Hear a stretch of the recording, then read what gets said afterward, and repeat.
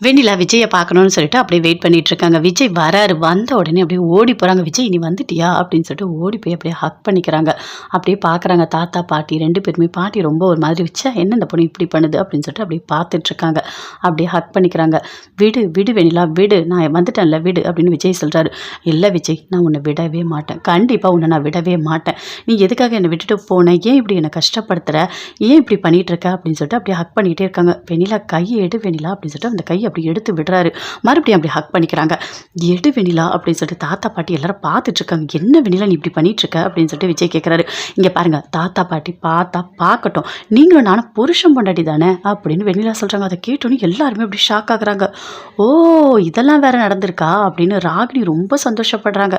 "Super super, நம்ம நினைச்சு கூட பார்க்கவே இல்லையே இப்படி ஒரு கதை வரும்னு சொல்லிட்டு" அப்படின்னு ராகினி பயங்கரமா சந்தோஷப்படுறாங்க. தாத்தா பாட்டி எல்லாருமே ஷாக் ஆகுறாங்க. அப்படியே அமைதியா இருக்காங்க. எதுவுமே பேசவே இல்ல. "என்ன வெண்ணிலா என்ன சொல்லிட்டு இருக்க நீ?" அப்படின்னு விஜய் கேட்குறாரு. "ஆமா விஜய், உங்களுக்கும் எனக்கும் கல்யாணம் ஆயிடுச்சு தானே" அப்படின்னு வெண்ணிலா சொல்றாங்க. "இங்க பாரு, என்னடா என்னடா நடக்குது இங்க?" அப்படின்னு தாத்தா பாட்டி 2 பேருமே கேட்குறாங்க.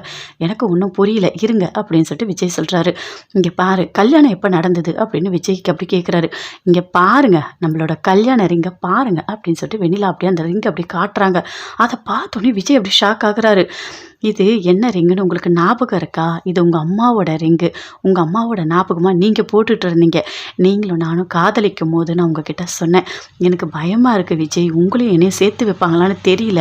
எனக்கு ஒரு மாதிரி பயமா இருக்குன்னு நான் சொன்னேன். அதுக்கு நீங்க என்ன தெரியுமா சொன்னீங்க? இங்க பாரு, நீ பயப்படாத. உனக்கு நான் தான். உன்னை வேற யாருமே கல்யாணம் பண்ண மாட்டாங்க. நான் மட்டும் தான் உன் கூட வாழ முடியும். நீ பயப்படாத ஃபர்ஸ்ட்டு" அப்படின்னு நீங்க சொன்ன எல்லாமே எனக்கு ஞாபகம் இருக்கு. இங்க பாருங்க, அப்ப நீங்க என்ன தெரியுமா சொன்னீங்க? "வெண்ணிலா நீ கவலைப்படாத" அப்படின்னு சொல்லிட்டு உங்களோட கையில் இருக்க அந்த ரிங்கை கழட்டி என்னோட கையில் நீங்கள் போட்டீங்க. போட்டுட்டு என்ன தெரியுமா சொன்னீங்க? "இது எங்கள் அம்மாவோட ரிங்கு. எங்கள் அம்மாவோட ஞாபகமாக நான் அந்த ரிங்கை வச்சுருக்கேன். இப்போ நான் உன் கையில் போட்டிருக்கேன். இதுவே நம்ம கல்யாணம் நடந்தா மாதிரி தான்" அப்படின்னு சொல்லிட்டு போட்டிருக்காரு. அதை அப்படியே யோசித்து எல்லாத்தையும் பார்க்குறாரு விஜய். அப்படியே தலையிலேயே கை வச்சுக்கிறாரு. "ஐயோ, நாம தானே வெண்ணிலாக்கு இந்த ரிங்கை போட்டோம்" அப்படின்னு சொல்லிட்டு. "என்ன விஜய் இது? இங்கே என்னதான் நடக்குது?" அப்படின்னு சொல்லிட்டு தாத்தா பாட்டி எல்லாருமே அப்படி கேட்குறாங்க. "இல்ல, அப்போ ஏதோ போட்டுட்டேன். ஆனா இப்போ சூழ்நிலை மாறிடுச்சுல்ல" அப்படின்னு விஜய் சொல்றாரு. "என்ன விஜய் சொல்ற? சூழ்நிலை மாறிடுச்சா? என்ன மாறிடுச்சு?" அப்படின்னு சொல்லிட்டு வெண்ணிலா கேட்குறாங்க. "சொல்லு விஜய், சொல்லு. என்ன சொல்ற? சொல்லு." "நான் அன்னைக்கு சொல்லும்போது ரொம்ப சந்தோஷப்பட்டேன். ஆனா இன்னைக்கு உன்னோட ஃபேஸ் ரியாக்ஷன் எல்லாமே மாறுதே. ஏதோ ஒரு மாற்றம் இருக்க மாதிரி இருக்கு. சொல்லு விஜய் சொல்லு. உன் மனசுக்குள்ள நீ என்ன நினைச்சிட்டு இருக்க சொல்லு" அப்படின்னு சொல்லிட்டு அப்படியே வெண்ணிலா ரொம்ப ஒரு மாதிரி ஃபீல் பண்ணி அப்படியே கேட்குறாங்க. விஜயால எதுவுமே சொல்லவே முடியல. அப்படியே தலையில கையை வைக்கிறாரு. அப்படியே டென்ஷன் ஆகுறாரு. "நல்லா ஆகு, டென்ஷன் ஆகு" அப்படின்னு ராகினி மனசுக்குள்ளேயே நினைக்கிறாங்க. "இல்ல வெண்ணிலா, நான் அப்போ ஏதோ போட்டுட்டேன்" அப்படின்னு விஜய் சொல்றாரு. "என்னது ஏதோ போட்டுட்டீங்களா? விஜய், நீங்க தான் என் மனசு முழுக்க இருக்கீங்க. இது கல்யாண ரிங்குன்னு சொல்லி போட்டீங்க. ஏதோ போட்டுட்டேன்னு சாதாரணமா நீங்க பேசிட்டு இருக்கீங்க" அப்படின்னு சொல்லிட்டு வெண்ணிலா சொல்றாங்க. தாத்தா பாட்டி எல்லாருமே அப்படியே பார்த்துட்டு இருக்காங்க. "இங்க பாரு வெண்ணிலா, நடந்த எல்லாத்தையுமே நான் உங்ககிட்ட சொல்றேன்" அப்படின்னு சொல்றாரு. "சொல்லுங்க சொல்லுங்க, என்ன நடந்தது சொல்லுங்க. நீங்க ஏன் இப்படி இருக்கீங்க? ஏன் என் மேல பாசமே இல்லாம இருக்கீங்க? எதுக்காக என்னை விட்டுட்டு விட்டுட்டு போறீங்க? நீங்க இப்போ என் கூட இருந்து என்னை எவ்வளோ ஜாக்கிரதையா நீங்க பார்த்துக்கணும். எதுக்காக இதை நீங்க இதெல்லாம் செய்ய மாட்டீங்க?" அப்படின்னு வெண்ணிலா கேட்குறாங்க. "இங்க பாரு, நான் சொல்றத கொஞ்சம் பொறுமையா கேளு சரியா? நீ ஒரு பெரிய ஒரு விஷயமா எடுத்துக்காத. நான் சொல்றத கொஞ்சம் பொறுமையா கேளு" அப்படின்னு சொல்றாரு.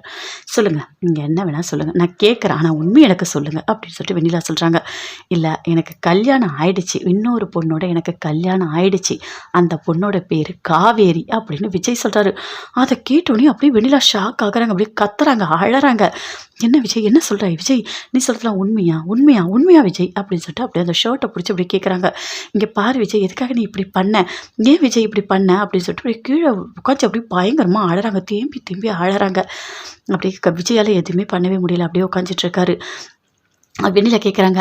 "நீ கல்யாணம் பண்ணியா? அதுக்காக தான் நீ என்கிட்ட இப்படி நடந்துக்கிட்டியா?" அப்படின்னு சொல்லிட்டு வெண்ணிலா கேட்குறாங்க. "ஆமா, எனக்கு கல்யாணம் ஆயிடுச்சு. எனக்குன்னு ஒருத்தி இருக்கா. இப்போ நான் உன்னை கல்யாணம் பண்ண முடியாது. நீ புரிஞ்சுக்கோ. தயவு செய்து நீ புரிஞ்சுக்கோ. உங்கள் சொந்தக்காரங்க எங்கே இருக்காங்கன்னு நான் விசாரித்து அவங்க கூட நான் அனுப்பி வைக்கிறேன். நீ போ" அப்படின்னு விஜய் சொல்கிறாரு. "என்ன விஜய், என்ன பேசிகிட்டு இருக்க? என்னை உருக்கி உருக்கி உருக்கி அப்படி காதலிச்ச. நீ தான் எனக்கு எல்லாமேன்னு சொன்னேன். நீ எல்லாம் நான் செத்துருவேன்னு சொன்னேன். இப்படிலாம் என்னை காதலிச்ச. இப்போ பாரு, ஏதோ உன்னால தானே எனக்கு இப்படி இப்படிலாம் ஆச்சு, நல்லா புரிஞ்சுக்கோ, நான் நல்லா தானே இருந்திருப்பேன். உன்னை பார்க்க வரும்போது தானே எங்கள் அம்மா அப்பாவுக்கு ஆக்சிடென்ட் ஆச்சு, அதனால தானே எல்லாமே நடந்தது. எதுக்காக நீ புரிஞ்சிக்கவே மாட்ற, ஏன் இப்படி பண்ணுற, எனக்கு இப்படி ஆனதுக்கு எல்லாத்துக்குமே நீயும் ஒரு காரணம் தானே அப்படின்னு சொல்லிட்டு ஒரு மாதிரி அப்படியே ஃபீல் பண்ணி சொல்கிறாங்க வெண்ணிலா. இங்கே பாரு வெண்ணிலா, நான் எதுவுமே பண்ணலை அப்படின்னு விஜய் சொல்கிறாரு. நீ பண்ணலை, உன்னோட சித்தப்பா தான் எல்லாமே பண்ணார். இன்றைக்கி நான் இப்படி இருக்கேன்னா அதுக்கு காரணமே உங்கள் சித்தப்பா தான் அப்படின்னு சொல்லிட்டு ரொம்ப வெண்ணிலா ஃபீல் பண்ணுறாங்க. இங்கே பாரு விஜய், உனக்கு கல்யாணம் ஆயிடுச்சு, நீ எப்படி சொல்கிற, என்னால் அதை தாங்கவே முடியல. எனக்கு இதுக்கு இவ்வளோ பெரிய தண்டனையை கொடுத்தா நான் என்ன பாவம் பண்ணேன், உன்னை லவ் பண்ணேன், கடைசியில் பார்த்தியா எனக்கு சுயநினைவே இல்லாமல் 2 வருஷமாக நான் இருந்திருக்கேன், எதுக்காக என்னை இப்படி கஷ்டப்படுத்துகிற அப்படின்னு வெண்ணிலா ரொம்ப ஒரு மாதிரி ஃபீல் பண்ணி கேட்குறாங்க. அதுக்கு விஜய் சொல்கிறாரு, இங்கே பாரு வெண்ணிலா, நல்லா புரிஞ்சுக்கோ, நீ இல்லை அப்படின்னு நினச்சி தான் நான் காவேரியை கல்யாணம் பண்ணேன். எனக்கு நீ உயிரோடு இருக்கிறதுலாம் தெரியாது, அதுக்கப்புறம் தான் தெரியும். அதுவும் காவேரி தான் உன்னை இங்கே கூட்டிகிட்டு வந்தா தெரியுமா அப்படின்னு விஜய் சொல்கிறாரு. அதை கேட்டோன்னே அப்படியே ஒரு மாதிரி ஃபீல் பண்ணுறாங்க. என்னது, காவேரி என்ன இங்கே கூட்டிகிட்டு வந்தாளா அப்படின்னு வெண்ணிலா சொல்கிறாங்க. ஆமாம், உன்னை அவள் தான் இங்கே கூட்டிகிட்டு வந்தா, அப்போ தான் எனக்கே தெரியும் நீ உயிரோட இருக்கன்னு சொல்லிட்டு அப்படின்னு விஜய் சொல்கிறாரு. என்னால் இனிமேல் எதுவுமே பண்ண முடியாது, தயவு செய்து நீ புரிஞ்சுக்கோ, என்னோடய சூழ்நிலையை நீ புரிஞ்சுக்கோ, என் மேலே நீ பாசமாக இருக்கல்ல, என்னோடய கஷ்டத்தை புரிஞ்சுக்கிட்டு நீ உன்னோட சொந்தக்காரங்க வீட்டுக்கு போ, கண்டிப்பாக உனக்கு ஒரு நல்ல வாழ்க்கை அமையும், அது வரைக்கும் உனக்கு என்ன சப்போர்ட் பண்ணணுமோ எல்லாமே நான் பண்ணுறேன் அப்படின்னு விஜய் சொல்கிறாரு. என்ன விஜய், என்ன பேசிகிட்டு இருக்க, பணம் கொடுத்து என்னை போன்னு சொல்கிறியா, என்னை இங்கே இருக்க வேண்டான்னு சொல்கிறியா அப்படின்னு சொல்லிட்டு ரொம்ப ஒரு மாதிரி ஃபீல் பண்ணி அப்படியே ரொம்ப பேசிகிட்டு இருக்காங்க. தாத்தா பாட்டி எல்லாருமே அப்படியே பார்த்துட்ருக்காங்க. ஆனால் ராகினி மட்டும் ரொம்ப சந்தோஷமாக இருக்காங்க. விஜயால் சமாளிக்கவே முடியல. வெண்ணிலா ரொம்ப ஒரு மாதிரி ஃபீல் பண்ணி அழுதுட்ருக்காங்க. காவேரி வராங்க. எப்படியாவது அந்த கோயிலுக்கு சீக்கிரம் போயிடணும், போயிட்டு விஜய் கிட்ட மனசில் இருக்க எல்லாத்தையுமே சொல்லணும், நீங்கள் அப்பாவாக போகிறேன்னு சொல்லணும் அப்படின்னு சொல்லிட்டு அப்படியே நின்றுட்டுருக்காங்க. ஆட்டோ புக் பண்ணுறாங்க. ஆட்டோ வருது. வந்த உடனே கேட்குறாங்க, என்ன இவ்வளோ லேட்டாக வரீங்க அப்படின்னு சொல்லிட்டு. அம்மா, நீ புக் பண்ணி 2 நிமிஷம் தான் ஆச்சு, வேணா ஃபோனை பாருமா, என்னம்மா என்ன தேட்டிகிட்ருக்க அப்படின்னு ஆட்டோக்கார் சொல்கிறாரு. சாரிங்க 2 நிமிஷம் தான் இருக்குது, நான் தான் ஏதோ தெரியாமல் சொல்லிட்டேன் அப்படின்னு சொல்லிட்டு அங்கேருந்து அப்படியே போகிறாரு. கொஞ்சம் ஸ்பீடாக போகிறாரு. இங்கே பாருங்கள், ஸ்பீடாலாம் போகாதீங்க, கொஞ்சம் பொறுமையாகவே போங்க, கோயிலுக்கு போகணும் அப்படின்னு சொல்கிறாங்க காவேரி. சரிம்மா, நான் பொறுமையாகவே போகிறேன் அப்படின்னு சொல்லிட்டு ஆட்டோக்கார் அப்படியே போயிட்டே இருக்காரு. அப்படியே காவேரி கோயிலுக்கு போகிறாங்க. போனோடனே அங்கே அப்படியே உட்காந்துட்ருக்காங்க. அப்போ விஜய் அப்படியே தேடி வராரு, ஓடி வராரு. அப்படியே ஓடி வந்து கேட்குறாரு, என்ன காவேரி, ஏதோ சொல்லணும்னு சொன்னேன், சொல்லு காவேரி அப்படின்னு கேட்குறாரு. இங்கே பாருங்கள், நான் உங்ககிட்ட ஒரு முக்கியமான விஷயம் சொல்லணும் அப்படின்னு காவேரி சொல்கிறாங்க. சொல்லு காவேரி, அதை கேட்க தான் நான் வந்திருக்கேன் அப்படின்னு சொல்லிட்டு விஜய் அப்படியே ஃபீல் பண்ணி கேட்குறாரு. அப்படி காதுகிட்ட வந்து, நீங்கள் அப்பாவாக போகிறீங்க அப்படின்னு சொல்கிறாங்க. காவேரி அதை கேட்டோடனே, நான் அப்பாவாக போகிறேன், என்ன காவேரி இப்படி பேசுகிற, ஒரு வாட்டி தான் நம்ம சேர்ந்து வாழணும் அப்படின்னு சொல்லிட்டு விஜய் சொல்கிறாரு. அப்படியே பார்க்குறாங்க. காவேரி பார்த்தோடனே ஒரு கிஃப்ட் எடுத்து கொடுக்குறாங்க. அதை அப்படியே பார்க்குறாரு. பிரித்து ஓப்பன் பண்ணி பார்த்தா அப்படியே அந்த அந்த கிட்ட பார்த்த உடனே அப்படியே ரொம்ப சந்தோஷப்படுறாரு. உண்மையாவா அப்படின்னு சொல்லிட்டு, நான் அப்பாவாக போகிறேனா அப்படின்னு சொல்லிட்டு அப்படியே குதிக்கிறாரு. அவ்வளோ சந்தோஷப்படுறாரு. அப்படியே காவேரி அப்படியே தூக்கி சுற்றுறாரு. பயங்கரமாக சந்தோஷத்தோடு சொல்கிறாரு. எனக்கு சந்தோஷம் தாங்க முடியல அப்படின்னு சொல்லிட்டு விஜய் அப்படி கத்துறாரு. இங்கே பாருங்கள், இதுக்கும் மேலே நான் இங்கே இருக்க மாட்டேன், நம்ம வீட்டுக்கே போயிடலாம் அப்படின்னு காவேரி சொல்கிறாங்க. கண்டிப்பாக காவேரி, நம்ம வீட்டுக்கே நம்ம போயிடலாம் அப்படின்னு விஜய் சொல்கிறாரு. இங்கே பாருங்கள், பார்த்து என்னை கொஞ்சம் பொறுமையாக இறக்கி விடுங்க அப்படின்னு சொல்கிறாங்க. என்னம்மா பேசிகிட்ருக்க அப்படின்னு ஆட்டோக்கார் சொல்கிறார். ஐயோ, நம்ம தானாக பேசிகிட்ருக்கோமா, நம்ம நினைக்கிறது எல்லாமே கனவா அப்படின்னு சொல்லிட்டு அப்படி காவேரி முடிச்சு அப்படி பார்க்குறாங்க. இல்லை ஒன்றும் இல்லை, நீங்கள் ஆட்டோ எடுத்துகிட்டு போங்க, ஒன்றும் இல்லை, பொறுமையாகவே போங்க அப்படின்னு சொல்லிட்டு காவேரி சொல்கிறாங்க. அப்படியே பார்க்குறாரு திரும்பி, இந்த பொண்ணு நான் தானாக பேசிட்டு வருது அப்படின்னு சொல்லிட்டு அப்படியே ரொம்ப சந்தோஷமாக வராங்க. வந்து காவேரி எப்பவும் போல் வெயிட் பண்ணிகிட்ருக்காங்க. நம்ம ஆட்டோவில் வரும்போது கனவா கண்டோம், வேறு ஒன்றும் இல்லையா, அவர் அப்போ நேரில் வரலையா அப்படின்னு சொல்லிட்டு ரொம்ப ஒரு மாதிரி ஃபீல் பண்ணிகிட்ருக்காங்க. சரி, அவர் நேரில் வரட்டும், உண்மையாகவே நான் கனவு கண்டது எல்லாமே நிஜமாகவே நடக்க போகுது அப்படின்னு சொல்லிட்டு ரொம்ப ரொம்ப ரொம்ப பயங்கரமாக சந்தோஷப்பட்டுட்டு அப்படியே கோயிலில் வெயிட் பண்ணிகிட்ருக்காங்க. விஜய் அப்படியே வெண்ணிலா கிட்ட சொல்கிறாரு, இங்கே பாரு, எனக்கு கொஞ்சம் வேலை இருக்குது, நான் போகிறேன் அப்படின்னு சொல்லிட்டு. வெண்ணிலா அவள் தாங்கவே முடியல, ரொம்ப அழறாங்க. இங்கே பாரு, அழாத, தயவு செய்து அழாத, புரிஞ்சுக்கோ, எனக்கு ஒரு வேலை இருக்குது, முக்கியமான வேலை அப்படின்னு சொல்கிறாரு விஜய். அப்படியே எழுந்து வராரு.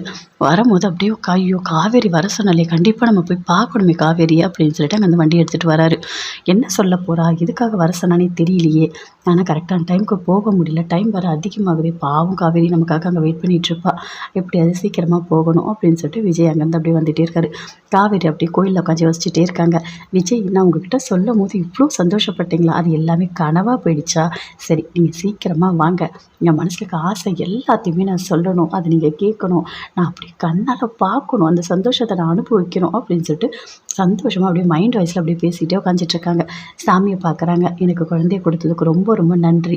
என்ன ஏன்னா என்னோட சந்தோஷத்துக்கு அளவே இல்லை. நான் எவ்வளோ கஷ்டப்பட்டுருக்கேன், எவ்வளோ வருத்தப்பட்டுருக்கேன். ஆனா இப்போ நான் ரொம்ப ரொம்ப சந்தோஷமா இருக்கேன். அதுக்கு காரணமே நீ தான் அப்படின்னு சொல்லிட்டு சாமிய பார்த்து அப்படியே காவேரி பேசிட்டே இருக்காங்க. அங்க வந்து விஜயும் வராரு. எப்படியாவது காவேரி பார்க்கணும் அப்படின்னு சொல்லிட்டு கோயிலுக்கு அப்படியே சீக்கிரமா வராரு. அப்படியே காவேரி பார்க்குறாங்க. என்ன இவ்வளோ நேரம் ஆகுது இன்னும் அவர காணோமே அப்படின்னு சொல்லிட்டு. இதுக்கு மேல நம்ம இருந்தா கண்டிப்பா அம்மா திட்டுவாங்க. நம்ம வீட்டுக்கு போகலாம் அப்படின்னு சொல்லிட்டு அப்படியே யோசிக்கிறாங்க. யோசிச்சுட்டு அப்படியே எழுந்து கிளம்புறாங்க. ஏன் வரல அவரு? வரேன்னு சொன்னாரே அப்படின்னு சொல்லிட்டு அப்படி சுத்தி சுத்தி எட்டி எட்டி பார்த்துட்டே இருக்காங்க. சரி இன்னும் கொஞ்ச நேரம் வெயிட் பண்ணலாம். கண்டிப்பா வந்துருவாரு அப்படின்னு சொல்லிட்டு காவேரி அப்படியே பார்த்துக்கிட்டே இருக்காங்க.